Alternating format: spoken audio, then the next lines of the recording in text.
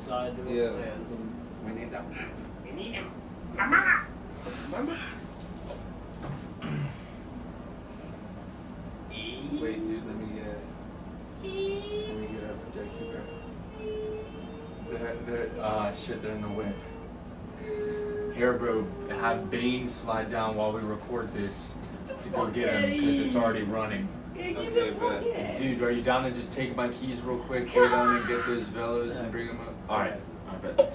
Alright, GCMMA boys coming to you this week with our Della Maddalena versus Carlos Prates breakdown. Boys, we're excited for a good card. Starting in the middle of the night. I honestly like it. We did it the last time for whatever the Mingyang versus Johnny Walker one was. Like, there's just something nice about either waking up first thing in the morning and watching it, or running it until the card starts in the middle of the night. But if you got work that next day, it's pretty fucked. But sometimes you gotta make sacrifices. Casuals. Yeah. Okay. Getting into the Assholes. Getting into the first fight, boys. This card's in Australia. There's gonna be a lot of Australian fighters. We got Cody Steele versus Dom Fan, the Street Buddha. I am not on this fucking guy at all. We backed this guy in his last fight and he barely won against Song Woo Kim or some shit. Now Cody Steele, he had a pretty entertaining fight with Rong Zhu. I had that fight to not go the distance, so I was a little bit pissed off, but he showed he has some grit and he's down to run it. So I think taking some lessons from that and coming into this against the Street Buddha, he should be able to take this guy out of there. Not really on that guy, guys, but moving on, we've got Jonathan Mikulev versus Themba Gorimbo. I'll be down to max bet Mikulev, Yeah, bro. and not on Themba Gorimbo. I bet on him, and he let me down. He was cashing. Beat Pete Rodriguez by knockout. And Nico Price. Yeah, I mean by decision. Yeah, he's fucked. He's not like the worst guy in the world, but like if he was ready for, like, I feel like Mikulev might beat Luque at this point. Like, I get it. Yeah, we're getting ahead of ourselves. He beat Kevin Jousset and Oban Elliott. I understand that. But I'm just saying, like, he's explosive, he can strike, he can power. He can grapple, so I can just see him giving problems to Themba Gorimbo. I'll take Jonathan Mikulev. Yeah, give me Mikulev here, boys. Themba Gorimbo. Not on him. Not on him, can't lay him. Speaking of somebody you can't lay, Wes Schultz, Party Time versus Ben Johnston. I'll take Ben Johnston. Yeah, this is a pretty much blind fade of Wes Schultz. Because this is one of those guys that we stuck our neck out for and let us down bad. So he blind is a fade. Blind fucking fade. He went out in his last fight. He's making a quick turnaround. I don't think he gets it done here. He's probably kicked out of the UFC after this next loss. But moving on, Colby Thickness versus Vince Morales. Give me Colby Thickness. Yeah. Vince Morales is fucked. The Vince Vendetta Morales. Like, yeah, he lost to Elijah Smith and Chihuahuas, but he just hasn't beat anybody in how fucking long. Pretty much. So I definitely just think that Colby Thickness, he's like, Alex Volkanovski's prodigy or whatever. So I definitely think he's training with good people. And he should be able to beat someone of the likes of the Vendetta. Especially at home. What are the odds for this? Sharp money's been coming in on Morales. 170? Dude. It moved to minus 135. What did it open as? Minus like 170. Shit. Dude. But we can't pay too much attention. I want to lay him, but the line movement in the UFC gets fucked. Moving on, Jacob Malkoun versus Gerald Meerschaert. Not laying Gerald Meerschaert. But also not laying minus 1,000 with Jacob Malkoun. Fuck no. Guys,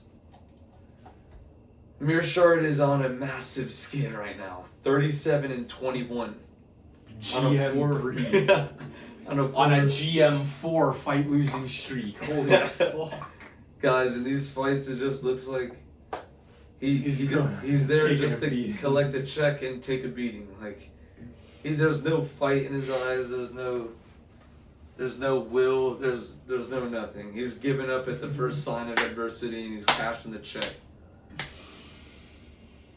Yeah, I mean, Jacob Malkoun, if this was against some guy in the top 15, I'd probably bet against him. Hell, I might even take Eric Anders against Jacob Malkoun, but like, I don't know, just this matchup is not, I mean, like he just said, Gerald Meerschaert's not even putting up a fight these days. I would lay pretty much anybody with him. Yeah, but not touching minus 1,000. The book has it locked, for crying out loud. I'm not taking him by finish. That's a trap. Junior Tafa versus Kevin Christian. I'm gonna go with Kevin Christian, bro. The Tafas are a blind fade. I don't give a shit. Like he. Oh, is this his new weight class? Like he had Billy Elicana in some trouble. He had what was the guy who beat him before? Billy Elicana. He beat Sean Sharaf, but before that he lost to someone else. Tuco Tacos finished him. Yeah, and then the fight with Walter Walker. Yeah, it's like, dude, you have like explosive, like you can finish a fight, but you're clipping people and then not finishing them. I get it. Like a shittier version of Tai Tuivasa. Kevin Christian is basically being set up to lose here, but I still don't. So was Tuco Tacos. Yeah. Like, what's the odds on this? Yeah. Kevin Christian at an underdog. They'll take him. Gotta take him. Junior Tafa, rogue, can't trust him. Moving on. Cam Ralston versus Robert Brzezek. Give me Ralston. Yeah, gonna go Cam Ralston here, boys. This is a... Took out Petrosky and took out Cody Brundage, which isn't that impressive. But Brychek lost to Ihor Pretoria, for crying out loud. That guy sucked. That guy seriously sucked. But yeah, this is a pretty much a layup fight for Cam Ralston at home. The odds opened at minus 300 something, and now they're minus 170 for Ralston. Sharp money on Brychek. Is there an injury? Is there an injury we don't know about? This is fucked. This is what I hate about betting UFC, because you'll see the line movement, not bet it, and then it cashes, and then when you start laying bets based off the line movement, it doesn't cash. Just go with our gut here, bro. Cam Ralston at home. Yeah. He's a technical striker. The other guy did look decent against Brad Tavares, but so did Eric Anders at this point. Like, Brad Tavares is honestly probably worse than Ihor Pretoria at this point. So it might have been an easier fight for him, for fuck's sake. Yeah, yeah. But anyways, moving on. To the main event and talk about a layup fight. Main event? Or the main card, sorry. Tai Tuivasa versus Louis Sutherland. We're betting Guys. Tuivasa. You know, the definition of insanity is doing the same thing over and over again, dude. We faded him a couple times, though. Yeah. We're gonna have... At some point, he's gotta win a fight. Something's gotta give. Something's gotta give. And I swear, if we see the Taco Bell party pack in the background, cash the fuck out. If you see that in his corner, Hit the bookie. or his nutritionist, that fucking guy, remember I got on him? Wait, bro, but before the next fight, check the Rockets real quick. ESPN. But yeah, guys, I mean, Tai Tuivasa, he was still low-key running shit against Teixeira, like I fucked with him Cushion. in his grit. So I'll take a shot with him here. If he does me wrong, I'll never have the opportunity to bet on him again, because that'll be a 7-fight losing streak, I think. And he's done after that. UFC wants him to win bad. Sean Sharaf gets canceled and then immediately rebook Louis Sutherland. Guys, that guy sucks. Moving on, Shamil Gaziev versus Brandon Pericik. Give me Gaziev. Yeah, not on this guy really. Because For he he knocked beat out Louis Louis Sutherland Sutherland and and some Alicia other- Ellison, 5-1. Gaziev, like, He's fought good guys, decent guys. decent, but better guys than anybody. Pericik. Yeah, the Balkan Bear has faced. Honestly, give me Gaziev by finish. The Balkan Bear. Yeah, I mean, guys, I'm not saying this is a max bet, but as an underdog, let's take Gaziev. This guy hasn't done a fucking thing in the UFC. He's got 2 finish wins. He hasn't done a fucking thing. Okay. He's coming off it. He's on a knockout streak in the UFC. Marwan Rahiki versus Oli Schmid, the Hungarian stallion. Give me Rahiki. Do we need to say anything, bro? Give me Rahiki here. I need the odds. Now, here's what I was gonna say. I was low-key leaning towards Jack Jenkins if Rahiki fought him, because Rahiki's got a dangerous-ass style. And just no throwing, defense. Yeah. And Jack Jenkins has been around the UFC for a while. I could see him giving him like a little bit of trouble, but not the Hungarian whatever the hell. This guy's New Zealand, but he's the Hungarian stallion. Making his debut in the UFC. On short notice. The local guy making his short notice debut. I think he might get knocked. Somebody's getting knocked out. Well, yeah, because Rahiki trains over there too. Like it says he's Moroccan, but I'm pretty sure he trains. But yeah, it shows his flag is Moroccan. Yeah, I know he fights out of Morocco, but I don't know. Yeah. That could be. They always change the flags and shit for no reason. But moving on, we've got the Dirty Bird, Tim Elliott. No, Dirty Bird. Tim means, bro. The wrong Tim, the wrong shitty Tim. He's on a win streak. I'm definitely, but I'm there. I'm just capping, but I'm taking Tim Elliott in this. Tim Elliott versus Steve Erceg. Steve Erceg. For real, bro? We're fading Erceg? Dude, here's the thing, bro. Here's the thing about Erceg. He beat Matt Schnell and then got a title shot. He got dropped by O'Day Osborne in his last fight. They didn't rule that as an official knockdown. He got rocked by O'Day Osborne. Let's just say that. Dude, I don't think his chin is all the way there, and dude, I know Tim Elliott hasn't beat the best guys or anything, but I'm just not really on Erceg. I can't trust him. Not at minus 400. No, sharp money's been coming in. He's at minus 200 something now. Well, I'm on the side of the sharps then.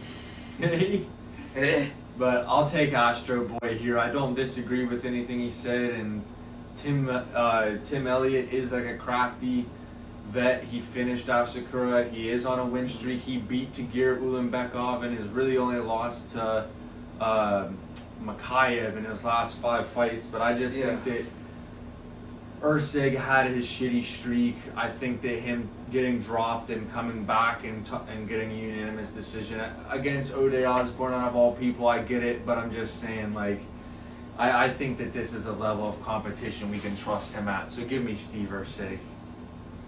Yeah, I mean, I'm just picturing in my mind Tim Elliott doing his crafty, the weird style of he striking could get him he in has, the grappling, I guess, bro. and the weird style he has, putting the pressure on Erceg, and then Erceg start to fold under the pressure.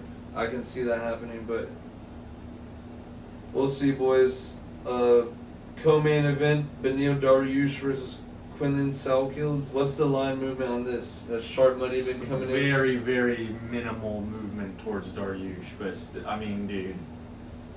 I don't want to sound like a broken record with the fucking line movement. It's just like, I personally, when this got announced, I was leaning towards Dariush because, like, when you think about it, a lot of the older lightweight guys have been denying the gate of entry. Ribovich versus Gamrot, Michael Johnson, King Green.